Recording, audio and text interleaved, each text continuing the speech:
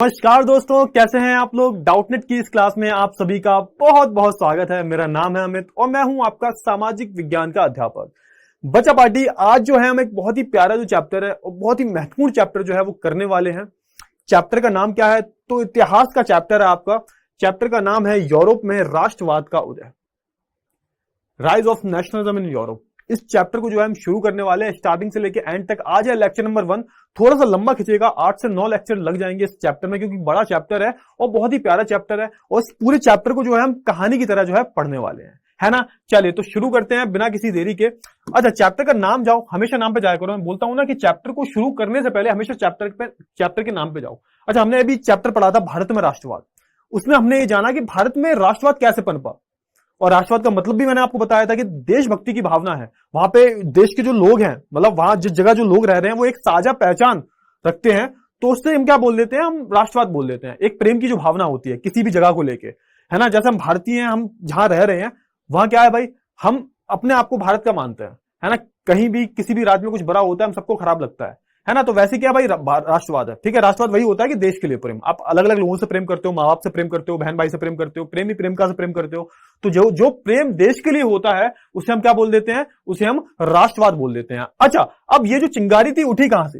ये जो चिंगारी थी, राष्ट्रवाद की जो चिंगारी थी, ये सबसे पहले कहां उठी थी? तो बेटा ये सबसे पहले उठी थी यूरोप में। अच्छा, यूरोप क्या है? तो यूरोप एक महाद्वीप है ना। यूरोप एक महाद्वीप है। जैसे हम एशिया नाम के महाद्वीप पर रह रहे हैं, वैसे यूरोप क्या है, यूरोप भी एक महाद्वीप है। यहाँ पे एक देश है फ्रांस, ये सबसे पहले चिंगारी यहां उठी थी। अब जब आपने एनसीईआरटी खोलोगे तो यहाँ पे ना एक ये पूरा चित्र दे रखा है। ये जो चित्र है ये दे रखा है, इसे आप पढ़ना, बहुत अच्छा चित्र है। ये फ्रेडरिक सोरू ने चित्र बनाया है। यहाँ पे आप देख सकते हो कि यहाँ पे लाइन लगी है। अच्छा, ये लाइन किस चीज की लाइन है ये? तो यहाँ पे ये गणतंत्र की तरफ बढ़ रहे हैं, यानी कि अपने देश को गणतंत्र की तरफ ले जा रहे हैं। एक ऐसा देश जहां पे जो जनता है वो राज करेगी, ना कि राजा, यानी कि जनता का रूल होगा। सब वोट देके क्या करेंगे, अपना लीडर का चुनाव करेंगे और पूरी तरह से जो है सत्ता जो है जनता के कंट्रोल में आ जाएगी। आप यहाँ पे देख सकते हो, यहाँ पे कुछ देश हैं जैसे अमेरिका, स्विट्जरलैंड वगैरह, यहाँ से निकल चुके हैं। जो जो इस मूर्ति को क्रॉस कर लिया जिन लोगों ने, वो स्वतंत्र हो चुके हैं, है ना। इस मूर्ति को क्रॉस जिन जिन लोगों ने कर लिया है वो स्वतंत्र हो चुके हैं। और वो कहां जा रहे हैं भाई, वो अपनी तरफ अब ये जो अपने देश को गणतंत्र की तरफ ले जा रहे हैं। बाकी ये सब क्या कर रहे हैं, ये लोग स्ट्रगल कर रहे हैं। आप देख सकते हो यहाँ पे फरिश्ते हैं कुछ, वो क्या कर रहे हैं, वो इन्हें ब्लेसिंग्स दे रहे हैं। और यहाँ पे क्या है, ये जो टूटी फूटी चीजें डली हुई हैं, ये किसका प्रतीक है? तो यहाँ पे ये जो आप बोल सकते हो राजतंत्र था, है ना, जो राजतंत्र था उसका प्रतीक है। ये राजतंत्र जो है टूट के बिखर चुका है ना। राजतंत्र को उखाड़ के फेंक दिया गया है। तो ये पेंटिंग किसने बनाई थी? तो फ्रेडरिक सोरू ने बनाई थी 18th सेंचुरी में। तो इसको जो है आपको पता होना चाहिए, ठीक है। 18 या 19th सेंचुरी में बनाई थी, ठीक है, थोड़ा सा पता कर लेना। चलिए, अब इसमें आज क्या क्या पढ़ने वाले हैं हम, क्या क्या पढ़ेंगे इस चैप्टर में। तो सबसे पहले राष्ट्रवाद का मतलब जानेंगे, यूरोप में राष्ट्रवाद का उदय कैसे हुआ। उसके बाद हम फ्रांसीसी क्रांति, कैसे ये जो फ्रांसीसी क्रांति थी ये एक बेस बनता है पूरे यूरोप में क्रांति का। और हम जानेंगे राष्ट्र की भावना की रचना, है ना, इसके बारे में बात करेंगे। नेपोलियन के बारे में थोड़ा सा जानेंगे। और आज हम जनता की प्रतिक्रिया, और आखिरी जो टॉपिक है क्रांति के पहले की स्थिति, क्रांति के पहले की क्या स्थिति थी उसके बारे में जानेंगे। इतने सारे जो टॉपिक्स हैं वो हम कवर करने वाले हैं इस पूरे चैप्टर में नहीं, इस पूरे लेक्चर में। चैप्टर तो बहुत बड़ा है ना। चलिए तो शुरू करें, तो शुरू करते हैं बिना किसी देरी के। अच्छा, सबसे पहले जो राष्ट्रवाद की मतलब जान लेते हैं कि आपको पेपर में कैसे लिखना है, आपको एग्जाम में कैसे लिखना है। मैंने तो बोल दिया कि जो प्रेम की भावना होती है, अब एग्जाम में ऐसा नहीं लिखना है, सिर्फ समझने के लिए बताया। तो एग्जाम में आपको कैसे लिखना है, जो विचारधारा, है ना, जो विचारधारा किसी भी राष्ट्र के सदस्यों में एक साझा पहचान को बढ़ावा देती है। साझा पहचान, हम एक हैं, हम क्या है, हम इंडियन है, हम क्या है, हम भारतीय हैं, एक हमारी साझा पहचान है। तो साझा पहचान को जो बढ़ावा देती है उसे क्या बोलते हैं, उसे राष्ट्रवाद ही बोल देते हैं, है ना। राष्ट्रवाद की भावनाओं की जड़ें जमाने के लिए जो है कई प्रतीकों का जो है सहारा लिया जाता है, जैसे कि राष्ट्रीय ध्वज, राष्ट्रीय प्रतीक, राष्ट्रीय गान। भाई आज सारे देश का राष्ट्रीय ध्वज है, जितने भी देश हैं, जितने भी लोकतांत्रिक देश हैं या फिर राजतंत्र वाले देश हैं, भाई सब में क्या है, एक राष्ट्रीय ध्वज है। और क्या राष्ट्रीय प्रतीक भी होते हैं, बहुत सारे राष्ट्रीय प्रतीक है हमारे देश में। क्या क्या राष्ट्रीय प्रतीक है आप बताओगे, आप कमेंट्स में बताओगे क्या क्या प्रतीक है हमारे राष्ट्रीय प्रतीक। राष्ट्रगान भी है भाई, हमारा राष्ट्रगान कौन सा है बताओ जल्दी से। ये सारी जो चीजें आपको कमेंट सेक्शन में बतानी है, ये सारी चीजें आपको पता भी होनी चाहिए, है ना। तो ये सारी चीजें हैं, ये सारी चीजें क्या उत्पन्न करती हैं, एक साझा पहचान बताती हैं, और यही क्या होता है, यही राष्ट्रवाद हो जाता है, ठीक है। चलिए, तो यहाँ पे आप देख सकते हो, जब राष्ट्र प्रतीक की बात करें तो देखो, अगर हम अपनी भारत की बात करें तो हमारे भारत में भारत माता है ना। अगर मैं बात करूं भाई किसकी, फ्रांस की बात करूं, फ्रांस में मारियाना थी। जर्मनी की बात करूं, जर्मेनिया थी। तो ये सारी क्या है भाई, ये सारी प्रतीक है, ठीक है। चलिए, अच्छा अब बात कर लेते हैं यूरोप में राष्ट्रवाद का उदय। यहां से शुरू हो जाती है हमारी कहानी, कैसे हुआ, कैसे उदय शुरू हुआ, ठीक है। तो 19वीं सदी के मध्य तक जो है यूरोपीय देशों का वैसा जो यूरोपीय देश थे उनका रूप वैसा नहीं था जैसा कि आज है। कि कब की बात हो रही है, 19वीं सदी की बात हो रही है, 19वीं सदी के मध्य की बात हो रही है, यानी कि 1850 की बात हो रही है। कब की बात हो रही है, 1850 की, 50s की, 1850s की बात हो रही है। तो यहां पे जो यूरोप के बहुत सारे देश थे, उनका जो रूप जो आज देख रहे हो आप, वो पहले ऐसा नहीं हुआ करता था। ठीक है, इन इलाकों में जो है राजतंत्र का शासन हुआ करता था। पहले आपको पता हुआ, आज से 100-150 साल पहले की बात करूं बेटा मैं, तो यहां पे क्या था, ज्यादातर जो दुनिया के हिस्से थे, यहां पे क्या थे, यहां पे राजा रजवाड़े जो है रूल किया करते थे, इंक्लूडिंग इंडिया। ऐसा नहीं है सिर्फ यूरोप में, ज्यादातर जो देश थे वहां पे कहा था, वहां पे क्या था, वहां पे राजतंत्र था। क्या था भाई, राजतंत्र, यानी कि वहां पे राजा जो है, राजा का नियम हुआ करता था, जो राजा ने बोल दिया सो पत्थर की लकीर, जनता का कोई भी अधिकार नहीं हुआ करता था, है ना। चलिए, तो आप देख सकते हो ये राजा रानी बैठे हुए हैं, है ना, और ये सब इनके क्या है, ये सब इनके सैनिक वैनिक हैं, और ये सब इनकी प्रजा है। ठीक है, चलिए, अब भाई उस काल में कई ऐसे परिवर्तन हुए जिसके कारण जो समाज में जो है बदलाव देखने को मिले। समाज में आए इन परिवर्तनों ने लोगों में राष्ट्रवाद की भावना उत्पन्न कर दी। अच्छा, अब क्या हुआ भाई, होता यह है कि राजा रजवाड़े रूल कर रहे हैं, और लोगों का भी यही मानना था। लोगों पहले मानना क्या था कि अगर आप अपने राजा से प्रेम करते हो, है ना, अगर आप अपने राजा से प्रेम करते हो, वही क्या है, वही राष्ट्रवाद है। यह मानना था लोगों का। लोगों को सही मायने में एक साझा पहचान क्या होती है उसका मतलब ही नहीं पता था। अब ये कैसे कैसे चीजें डेवलप हुई, उन्हें हम अभी समझेंगे। कैसे लोगों ने क्वेश्चन पूछना शुरू किए। पहले दिक्कत क्या थी, पहले ना हम लोग क्वेश्चन नहीं पूछते थे कि ऐसा क्यों कर रहे हो, हम राजा को टैक्स क्यों दें। जैसे मैं बताऊं, आपने फ्रांसीसी क्रांति चैप्टर पढ़ा होगा। यहां पे क्या था, 3 स्टेट के लोग थे, वहां की जो सोसाइटी थी, वहां का जो समाज था, वो 3 भागों में डिवाइड था, प्रथम, द्वितीय, तृतीय स्टेट। टैक्स सिर्फ कौन देता था, तृतीय स्टेट देता था, और प्रथम और द्वितीय स्टेटों को उन्होंने छूट दे रखी थी। तो ये सारी जो चीजें हैं बेटा, ये इससे क्या हुआ बेटा, इससे जो है जनता गुस्सा हो जाती है। जब जनता गुस्सा हो जाती है तो इससे क्या होता है, अब राजा जो है, जब जनता गुस्सा हो जाएगी तो फिर तो चीजें बिगड़ जाती हैं भाई, क्योंकि पूरा जो दामोदर होता है वो जनता पे होता है। जनता के बिना राजा कुछ भी नहीं है ना। तो बेसिकली लोगों ने क्वेश्चंस पूछने शुरू कर दिए कि हम क्यों माने राजा, है हम राजा को इस भगवान क्यों माने अपना, हम अगर राजा से प्रेम करते हैं राष्ट्रवाद क्यों है, हम अपना राजा खुद क्यों नहीं चुन सकते। ये सारी जो क्वेश्चन है लोगों ने पूछना शुरू कर दिए, है ना। उसके बारे में थोड़ी सी हम बात करेंगे। नए राष्ट्रों की निर्माण की प्रक्रिया जो है 1789 से शुरू हो गई थी। क्यों, क्योंकि 1789 में क्या हुआ था बेटा, तो 1789 में जो हुई थी वो हुई थी फ्रांसीसी क्रांति। क्या हुई थी भाई, 1789 में फ्रांसीसी क्रांति हुई थी। तो इतनी जो चीजें आपको पता होनी चाहिए। 1789 के बाद बेटा क्या हुआ होता है, चीजें बदलना जो है शुरू हो जाती हैं। अच्छा, लेकिन किसी भी नई विचारधारा की तरह राष्ट्रवाद को भी अपनी जड़ जमाने में लगभग 100 साल लग गए। बिल्कुल सही बेटा, लगभग सही बात है कि 100 साल लग गए। ऐसा नहीं है कि आज राष्ट्रवाद शुरू हुआ कल खत्म, सारे देश जो है वो गणतंत्र बन गए। ना ना ना ना ना भाई, लोगों ने लड़ाइयां लड़ी हैं, जाने कितने लोगों ने अपनी जान दी है, उसके बाद जाके क्या बना है भाई, उसके बाद जाके जो है राष्ट्रवाद की भावना लोगों के अंदर आई है। ठीक है, चलिए आगे देख सकते हो आप, ये फोटो है, देखो ये किसका फोटो है भाई, यहां पे ये आर्मी के लोग हैं, है ना। चलिए कोई बात नहीं, फोटो वैसे रिलेटेबल तो नहीं है, कोई फर्क नहीं पड़ता उससे। अच्छा, अब क्या हुआ, इस लंबी प्रक्रिया के अंतिम चरणों में फ्रांस का एक प्रजातांत्रिक देश के रूप में होगा। अब जब ये लंबी लड़ाइयां चल रही थी, प्रक्रिया चल रही थी, तो सबसे पहले क्या हुआ भाई, जो फ्रांस था, फ्रांस का एक जो है प्रजातंत्र देश के रूप में, मतलब कब की बात करूं मैं, फ्रांस की बात करूं कंप्लीट, जो कब इंडिपेंडेंट हो जाता है, 1848 में ये कंप्लीट जो है इंडिपेंडेंट हो जाता है, एक प्रजातांत्रिक देश बन जाता है। उसके बाद जो है यह सिलसिला यूरोप के कई अन्य देशों में भी चला, जैसे कि इटली हो गया, जर्मनी हो गया, है ना, यूनान हो गया, इन सब में जो है ये सब देखने को मिला। 20वीं सदी की शुरुआत आते आते विश्व के कई हिस्सों में आधुनिक प्रजातंत्र की स्थापना हुई। कब की बात हो रही है, 20वीं की बात हो रही है, यानी कि 1900 की। 1900 से यहां पे आप देखोगे, यहां पे जो आगे टाइम आएगा इसमें बहुत सारे आप देश देखोगे कि क्या बन जाते हैं, ये गणतंत्र बन जाते हैं, लोकतांत्रिक देश बन जाते हैं। ठीक है, आई होप आपको इतना जो है समझ में आ गया होगा। राष्ट्रवाद की पहली अभिव्यक्ति फ्रांस से हुई। अच्छा, प्रजातंत्र लोकतंत्र क्या होता है, यहां पे क्या होता है, यहां पे बेसिकली प्रजा का पूरा राज होता है, यानी कि प्रजातंत्र मतलब यहां पे प्रजा जो है वो निर्णय ले रही है कि उनका जो राजा होगा वो कौन होगा, तो वो क्या हो जाता है, वो प्रजातंत्र हो जाता है। ठीक है, आई होप आपको जो है समझ में आ गया होगा। चलिए, फ्रांसीसी क्रांति ने, अच्छा हाँ, अब यहां पे देख लेते हैं कि फ्रांसीसी क्रांति जो हुई इसका क्या योगदान था, क्योंकि ये जो चिंगारी होती है ना, जैसे आग लगती है तो कहीं ना कहीं से चिंगारी जो उठती है, ये कहां से आग लगी और इसकी जो चिंगारियां वो दूसरे यूरोप के देशों में कैसे फैली, तो उसकी हम जो है बात कर लेते हैं। तो कोई राष्ट्रवाद की पहली अभिव्यक्ति जो है फ्रांस से हुई। ये जो पहल होती है ना, हर चीज की शुरुआत होती है, तभी तो हम पढ़ रहे हैं ये। वैसे हम क्यों पढ़ते हैं भाई, फ्रांस की क्रांति हमें पढ़ना जरूरी है कि हम तो भारत में बैठे हैं, लेकिन बेटा होता है ना, कोई एक एग्जाम्पल सेट करता है और फिर आप उसे फॉलो करते हो, तो वो एग्जाम्पल सेट किसने किया था, तो फ्रांस ने किया था। ठीक है, तो राष्ट्रवाद की पहली अभिव्यक्ति जो है फ्रांस में हुई। फ्रांसीसी क्रांति ने वहां की राजनीति और संविधान में कई बदलाव किए और सन 1789 में सत्ता का स्थानांतरण राजतंत्र से प्रजातांत्रिक संस्था को हुआ। अब होता क्या है भाई, वहां पे जो एक बुर्बो राजवंश था, कहां की बात करूं मैं, फ्रांस की अगर मैं बात करूं, बुर्बो राजवंश था, इसका राजा लुई 16वां था। अब इससे जनता जो थी बहुत परेशान हो चुकी थी, है ना। और फाइनली जनता का गुस्सा फूटता है 1789, है ना। फिर 1789 में एक विद्रोह हो जाता है। उसके बाद क्या होता है, 1791 तक आते आते जो है वहां पे संविधान, वहां की जो प्रजा होती है वो क्या बना लेती है, वो एक असेंबली बना लेती है, नेशनल असेंबली का स्थापना कर देती है। वही जो है क्या बनाएगा, वही संविधान फ्रांस का बना देता है। ठीक है, तो यहां पर वही बात की जा रही है, सन 1789 में सत्ता का हस्तांतरण राजतंत्र से प्रजातांत्रिक संस्था को हुआ। इस नई संस्था का गठन जो है नागरिकों द्वारा किया गया, बिल्कुल, यानी कि ये जो नया संविधान था, जो देश का संविधान लिखा गया, इसका जो स्थापना की, इसकी जो संस्था थी बेटा, इसका गठन किसने किया था, इसका गठन जो किया था वो आम नागरिकों ने किया था। ठीक है, चलिए आगे बढ़ते हैं। अब बात कर लेते हैं राष्ट्रवाद की भावना की रचना। अच्छा, ये राष्ट्रवाद की जो भावना है, इसकी रचना कैसे हुई, इसकी हम थोड़ी सी हम बात कर लेते हैं, थोड़ा सा डिटेल में जो है इसे हम जान लेते हैं। ठीक है, तो क्रांतिकारियों ने लोगों में राष्ट्रवाद की भावना स्थापित करने के लिए जो है कई कदम उठाए। क्रांतिकारियों की बात हो रही है, क्रांतिकारी मतलब जो क्रांति लाना चाहते हैं। क्रांति का मतलब क्या होता है, अगर हम बात करूं क्रांति का मतलब होता है बदलाव। आप जब बदलाव लाना चाहते हो किसी में, किसी कोई एग्जिस्टिंग चीज है, कोई एग्जिस्टिंग सिस्टम चल रहा है, उसमें कोई चेंजेस लाना चाहते हो, उसे हम क्या बोल देते हैं, उसे हम क्रांति बोल देते हैं, है ना। चलिए, तो क्रांतिकारियों ने लोगों में राष्ट्रवाद की भावना स्थापित करने के लिए जो है कई कदम उठाए। उनमें से कुछ निम्नलिखित है, कौन सा है।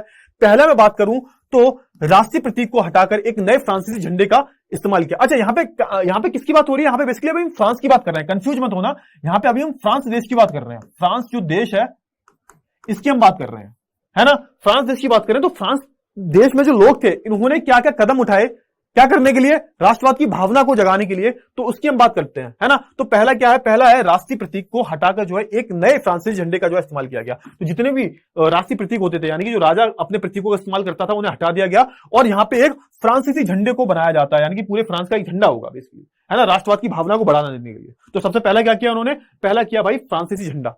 और आपको पॉइंट्स जो है ना उंगलियों पे याद रखने हैं, ये जो पॉइंट्स हैं उंगलियों पे याद रखने हैं, क्योंकि आपको अगर ऐसी शॉर्ट में याद होंगे ना तो एग्जाम में आप अच्छे से लिख पाओगे, है ना, चार्ट की फॉर्म में लिख पाओगे। राष्ट्र के नाम पर जो है नए स्तुति गीत बनाए गए, जैसे हमारा होता है ना स्तुति गीत, मतलब जैसे हम भारत की बात करें तो भारत में राष्ट्रगान है, वंदे मातरम हो गया, जनगण मन हो गया, ये सब क्या है, राष्ट्रगीत है ना। तो वैसे ही फ्रांस में भी जो है आप बोल सकते हो राष्ट्रगीत बनाया गया, मार्शले करके इनका क्या था, राष्ट्रगीत था, है ना। और यहां पे क्या हुआ, और क्या क्या चीजें हुई, शहीदों को नमन किया गया, जो भी शहीद हुए हैं उन्हें नमन किया गया। फ्रांस के प्रचलित कस्टम ड्यूटी को समाप्त किया गया, है ना, जो टैक्स दिया जाता था बेसिकली फ्रांस में, एक जगह से दूसरी जगह जाने पर जो है टैक्स दिया जाता था, सीमा शुल्क दिया जाता था, उसे समाप्त कर दिया।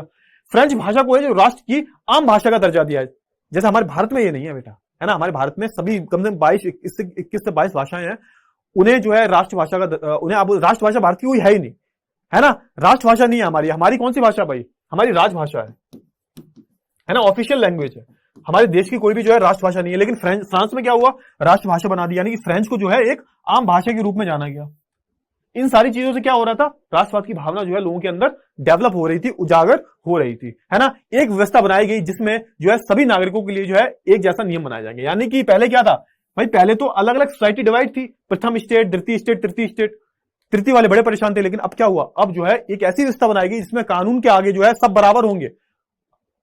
जो आप चीजें आज देख रहे हो वो उन लोगों ने इमेजिन कर ली थी तब, उस टाइम पहले ऐसा नहीं हुआ करता था। आज आपने आजाद घूम रहे हो ना, तो पहले इतना नहीं हुआ करता था, है ना। तो यहां पे वही है, एक व्यवस्था बनाई गई जिसने जो है सभी नागरिकों के लिए जो है एक जैसा नियम बनाएगा, यानी कोई भी हो, चाहे प्रथम स्टेट का हो, द्वितीय स्टेट का हो, अमीर हो, गरीब हो, कुलीन वर्ग से हो, फर्क नहीं पड़ता, सबके लिए जो है एक जैसे नियम होंगे, है ना। चलिए, फ्रांस में होने वाली गतिविधियों ने यूरोप के कई शहरों के लिए लोगों को प्रभावित किया। अब होता क्या है, जैसे आप होता है ना कि जैसे अच्छी संगति में रहते हो तो अच्छा असर पड़ता है आप पे, बुरी संगति में रहोगे बुरा असर पड़ेगा। तो भाई फ्रांस के आसपास के जो उसके नेबर कंट्रीज थे, जो पड़ोसी देश थे, तो ये उन्होंने सुना कि भैया ये फ्रांस में कोई एक नई चीज चल रही है, राष्ट्रवाद चल रहा है।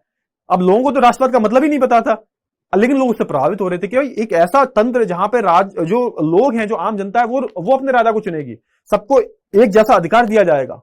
तो लोग जो थे आसपास के वो भी प्रभावित होने लगे कि भाई ये तो बढ़िया सिस्टम है ना। तो यहां पे वही लिखा है, फ्रांस में होने वाली गतिविधियों ने यूरोप के कई शहरों के लोगों को जो है प्रभावित किया।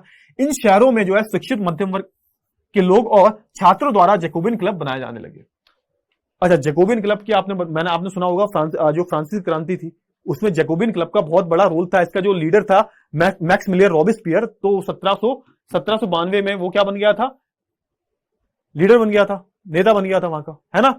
और 1794 में जो इसका रूल था वो खत्म भी हो गया था, 1794 तक। तो बेसिकली बात करें तो जो शिक्षित मध्यम वर्ग था, अब होता है ना कि जब आप पढ़ लिख जाते हो, अच्छा मध्यम वर्ग यहाँ पे क्या, पहले क्या था, पहले दो वर्ग थे, एक अमीर और एक गरीब। जब से क्या हुआ, औद्योगिकरण हुआ, मशीनें बनने लगी, तब से एक नया वर्ग उभर के आया जिनके पास थोड़े बहुत पैसे आने लगे, है ना, थोड़ा अमीर बन गए। तो उस वर्ग को क्या बोला, मध्यम वर्ग, मिडिल क्लास। हम लोग कैसे भाई, हम भी तो मिडिल क्लास से ही है ना हमारे पास भाई हम भूखे मर रहे हैं, ना हमारे पास मर्सिडीज ऑडी वगैरह है ना, तो बेसिकली हम मध्यम वर्ग के लोग हैं। तो मध्यम वर्ग के लोग जो थे ना, इन्हें समझ में आने लगा कि ये जो राजा है ना, मैं बेवकूफ बना रहा है।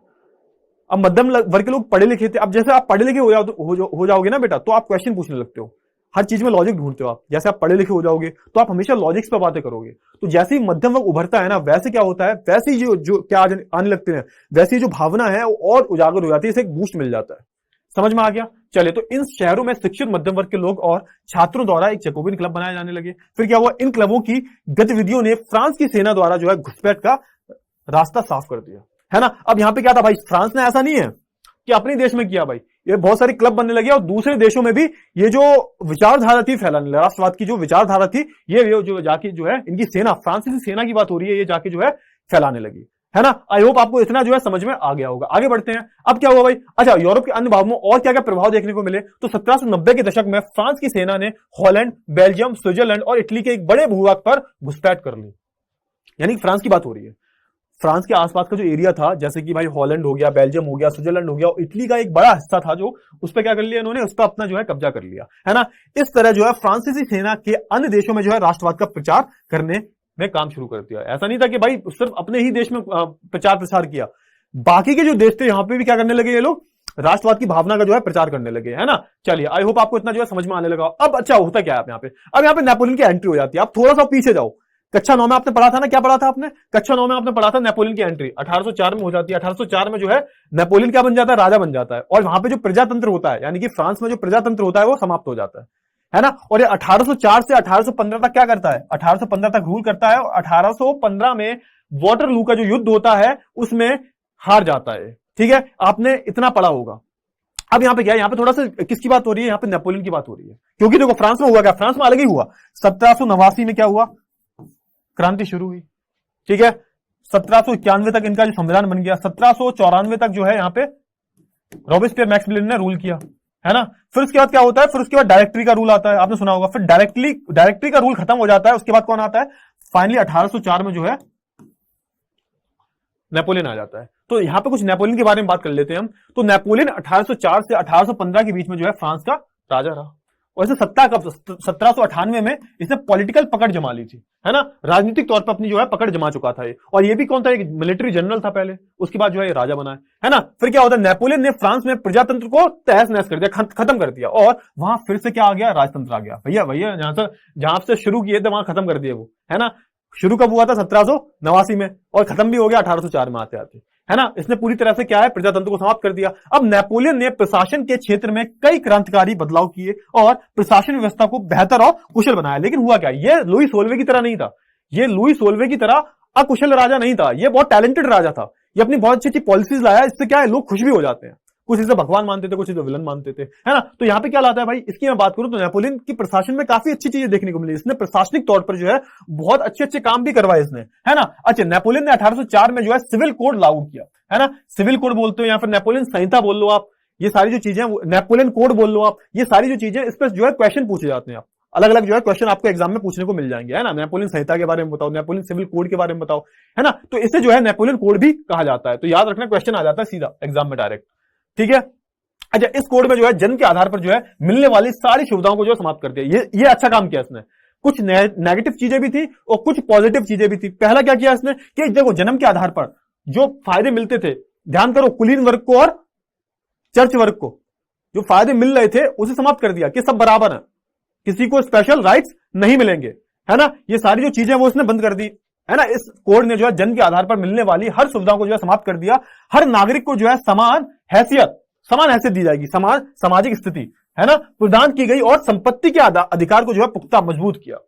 जो संपत्ति का आधार था भाई, कुछ लोग जो थे, आपने देखा था ना, कुछ जो सामंत होते थे, सामंती व्यवस्था जो है उसे समाप्त कर दी इसने, कि ये कुछ मुट्ठीभर जो लोग हैं वो जमीन पर कब्जा करके बैठे हैं, उसे समाप्त कर दिया। और जमीन जो है उसका क्या किया भाई, इसके जो अधिकार है उसे पुख्ता किया। मतलब जो गरीब लोग थे उन्हें भी जमीन दी गई, जो किसान थे उन्हें भी जमीन जो है दी गई। नेपोलियन ने फ्रांस की तरह जो है अपने नियंत्रण वाले हर इलाके में प्रशासनिक सुधार किए।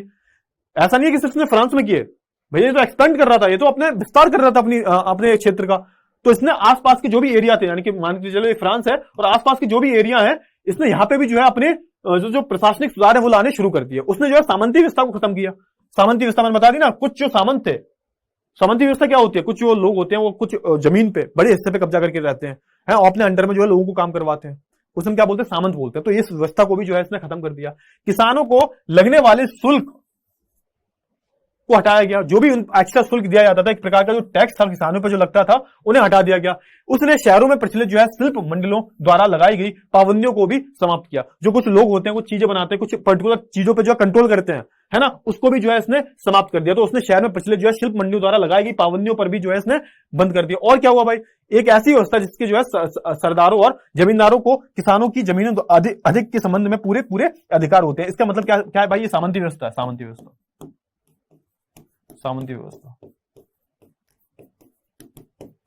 एक ऐसी व्यवस्था जिसमें सरदार और जमींदार को किसानों की जमीन आदि के संबंध में पूरे पूरे अधिकार होते हैं, है ना। कुछ जो लोग होते हैं, कुछ जमींदार जो होते हैं, वो कुछ जो जमीन ज्यादातर जमीन पर जो है कंट्रोल करके रखते हैं, है ना। किसानों की जमीनों आदि के संबंध में पूरे अधिकार होते हैं। चलिए, जनता की प्रतिक्रिया। अच्छा, जनता की प्रतिक्रिया क्या थी, किसकी बात हो रही है, किसके कॉन्टेक्स्ट में बात हो रही है। तो नेपोलियन ने जब रूल करा तो जनता की प्रतिक्रिया कैसी थी, तो जनता की जो प्रतिक्रिया थी वो मिक्स थी। कुछ की बहुत पॉजिटिव थी और कुछ की बहुत नेगेटिव थी। कुछ कहते थे भाई नेपोलियन भगवान है और कुछ कहते थे नेपोलियन शैतान है ना। तो वो देख लेते हैं। तो आम आदमी को यह समझ में आ गया था कि एक समान कानून और एक मुद्रा से जो है व्यवसाय में कितना लाभ होगा, है ना। इसलिए किसान, जो कारीगर और मजदूर ने इस नई आजादी को जो है खुलकर स्वागत किया। यानी कि जो किसान थे उन पर टैक्स हटा दिया, कारीगर थे वो जो शिल्पकारों ने प्रतिबंध लगा रखे थे वो हटा दिया, मजदूरों को भी फायदा हुआ, है ना। इन्होंने जो है इसे उसका खुलकर क्या किया, सपोर्ट किया, है ना, किसका, भाई नेपोलियन का। लेकिन फ्रांस ने जिन इलाकों पर जो है कब्जा जमाया था, वहां के लोग की फ्रांसीसी शासक के बारे में जो है मिली जुली प्रतिक्रिया थी। यानी कि फ्रांस के लोग की तो बहुत पॉजिटिव थी। फ्रांस के लोगों की मैं बात करूं यहाँ पे, इनकी जो प्रतिक्रिया थी काफी पॉजिटिव थी। लेकिन जिन राज्यों पे जो है नेपोलियन ने अपना कब्जा जमा रखा था, वहां पर जो लोगों की जो है मिली जुली प्रतिक्रिया थी, यानी कि मिक्स थी। यानी कि लोग कुछ अच्छा बताते थे नेपोलियन को और कुछ खराब बताते थे, है ना। चलिए, जैसे कि हाँ, इसने एक चीज और की, करेंसी सब में एक जैसी कर दी, एक ही करेंसी होगी, है ना। और क्या हुआ भाई, शुरुआत में लोगों ने फ्रांस की सेना को आजादी के दूत के रूप में देखा, लेकिन जल्दी यह अभाव बदल गया। टैक्स में भारी बढ़ोतरी हुई। अब क्या हुआ भाई, यहाँ पे एक चीज सबसे ज्यादा जो लोगों को खटकी वो हुई कि नेपोलियन आने के बाद ना टैक्स बढ़ा दिए, टैक्स बढ़ा दिए, इसलिए जनता परेशान हो गई, है ना। यहाँ पे क्या हुआ भाई, जबरन सेना में भर्ती भी करने लगे। मतलब तुम्हें जबरन क्या करना पड़ेगा, सेना में जाके सर्व करना पड़ेगा। ये भी लोगों को जबरदस्ती फ्रांस की सेना में भर्ती कराया गया। ये भी गलत हुआ। मतलब ऐसा मैंने बताया ना कि कुछ पॉजिटिव थे, कुछ नेगेटिव थे, है ना। इसने महिलाओं के लिए कुछ नहीं किया। इसने इन सब के फलस्वरूप जो है लोग को जो है शुरुआती जोश जल्दी ही विरोध में बदल गया। मतलब लोग पहले तो सपोर्ट कर रहे थे इसका, जब धीरे धीरे इसने टैक्स बढ़ाए, जबरन भर्ती करवाना शुरू किया, महिलाओं को कोई राइट नहीं दिए, जो गुलामी सिस्टम था, जो स्लेवरी थी, है ना, जो गुलाम हुआ करते थे, उसे फिर से शुरू कर दिया। ये सारी जो चीजें इसने करना शुरू कर दी।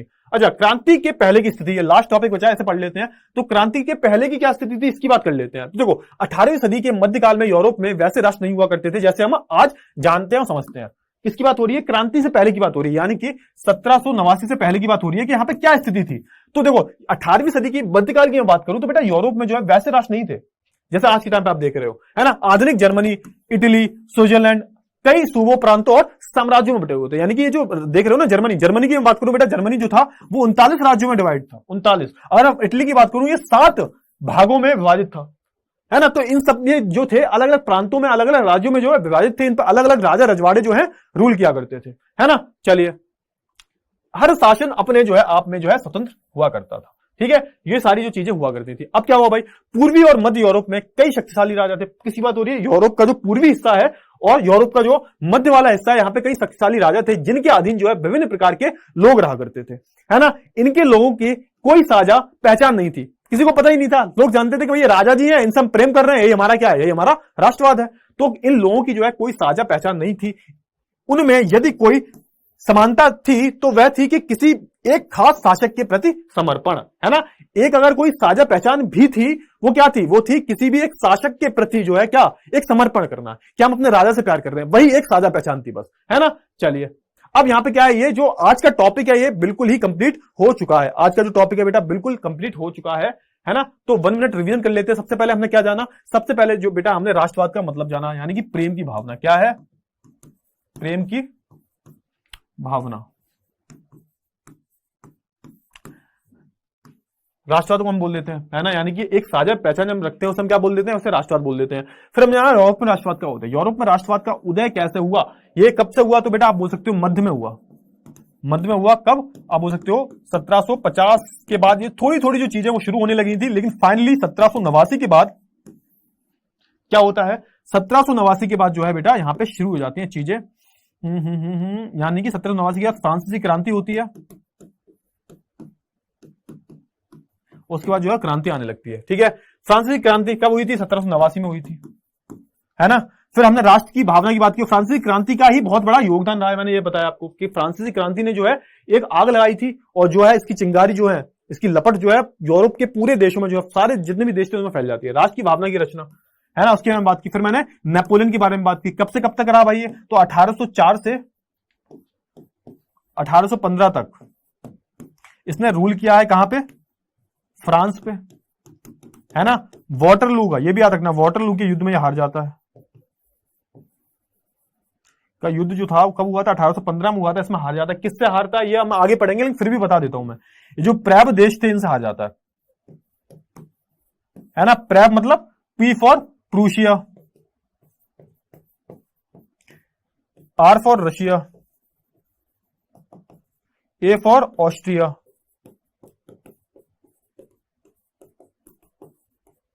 B for Britain. अच्छा, इतने सारे देश जो थे इकट्ठे मिल गए थे, उसके बाद जो है नेपोलियन को हरा पाए थे, क्योंकि इन देशों को लगने लगा था कि क्या कर रहा है नेपोलियन, अपने आप को एक्सपेंड करता जा रहा है।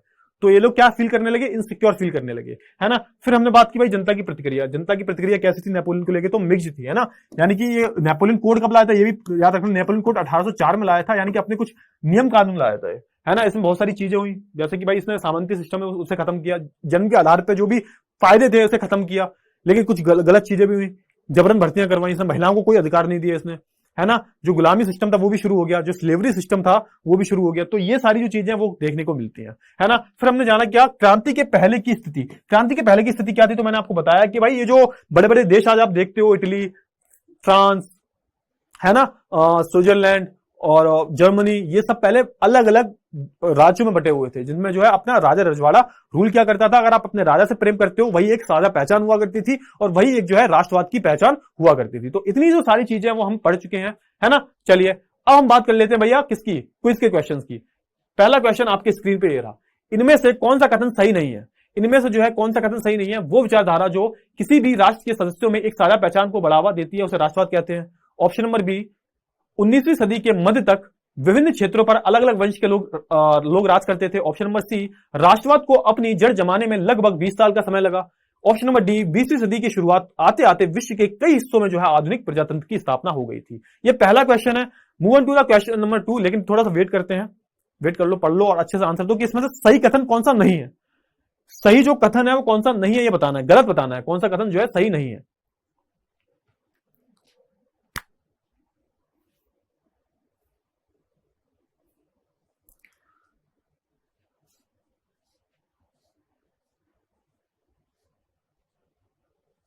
चलिए अगले क्वेश्चन पे चलते हैं। क्वेश्चन नंबर 2, नए राष्ट्र के निर्माण की प्रक्रिया कब शुरू हुई, 1789 में, 1889 में, 1857 में, या फिर 1750 में। बताइए, जो नए नए राष्ट्र के निर्माण होते हैं इनकी शुरुआत कब हुई थी। मैंने अभी चिल्ला चिल्ला के बताया आपको, है ना।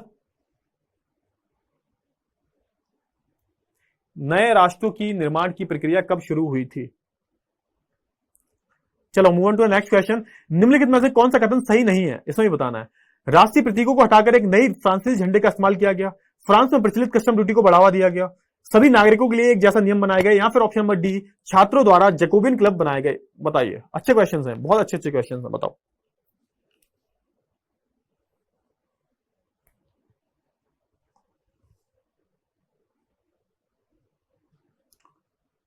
चलिए move on to the next question. Question number 4, कौन सी भाषा को राष्ट्र की आम भाषा के रूप में बढ़ावा दिया गया।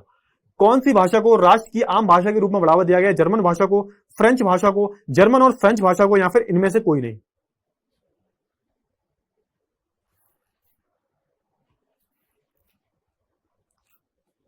चलिए तो भाई क्वेश्चन खत्म हो गए, चलो पहले क्वेश्चन पे आते हैं। तो इनमें से कौन सा कथन सही नहीं है, तो देखो ऑप्शन नंबर बेटा जो ऑप्शन नंबर जो सी है ये सही नहीं है। तो इसमें लिखा क्या है, देखो पढ़ो ध्यान से। तो राष्ट्र को अपनी जड़ जमाने में लगभग 20 साल लगे। गलत है बेटा, राष्ट्र को, राष्ट्रवाद की भावना को जड़ जमाने में लगभग जो है 100 साल लग गए थे बेटा। कितने साल लग गए थे? 100 साल, है ना? ऐसे थोड़ा ना फैला है ना? तो ऑप्शन नंबर सी जो होगा सही आंसर है। क्यों? क्योंकि यही गलत ऑप्शन है और गलत ही ऑप्शन पूछा जा रहा है ना? चलिए आगे बढ़ते हैं और अगले क्वेश्चन चलते हैं। नए राष्ट्रों की निर्माण की प्रक्रिया कब शुरू हुई? तो मैंने बताया भैया सबसे पहली जो चिंगारी उठी थी 1789 में, जब फ्रांस की क्रांति हुई थी। फ्रांस की क्रांति से ही उठ गई थी, है ना? इतना आई होप आपको समझ में आ गया होगा। अगले क्वेश्चन में चलते हैं। निम्नलिखित में से कौन सा कथन सही नहीं है? कौन सा कथन सही नहीं है? तो देखो, फ्रांस में प्रचलित कस्टम ड्यूटी को बढ़ावा दिया गया, बिल्कुल गलत है ये, और यही तो पूछा है हमसे। भाई मैंने क्या बताया था? कस्टम ड्यूटी को तो समाप्त कर दिया गया था, है ना? ये थोड़ा बताया था बढ़ावा दिया गया था। तो ऑप्शन नंबर बी जो होगा ये बिल्कुल सही हो जाएगा। अगले में चलते हैं। कौन सी भाषा को राष्ट्र की आम भाषा के रूप में बढ़ावा दिया गया? तो भाई फ्रेंच भाषा को, है ना? फ्रांस में जो है फ्रेंच भाषा को जो है आम भाषा के रूप में जो है बढ़ावा दिया गया, ताकि क्या हो, ताकि राष्ट्रवाद की भावना जो है उत्पन्न हो सके। चलिए अब ये कुछ होमवर्क वाले प्रश्न है। राष्ट्रवाद को परिभाषित कीजिए। राष्ट्रवादी लोगों के बीच सामूहिक पहचान का भाव पैदा करने के लिए फ्रांसीसी क्रांतिकारियों के क्या कदम उठाए? फ्रांस में होने वाली गतिविधियों का यूरोप के अन्य भागों पर क्या प्रभाव पड़ा? तो ये सारी जो क्वेश्चन है बेटा वो जो है आपको करने हैं, है ना? आई होप आपको पूरा जो चैप्टर है वो समझ में आ गया होगा। अब हम क्या करेंगे, अब हम अगले लेक्चर में मिलेंगे, कुछ नए टॉपिक्स को जो है पढ़ेंगे। आई होप आपको पूरा चैप्टर और पूरा लेक्चर जो है स्टार्टिंग से ही समझ में आया होगा।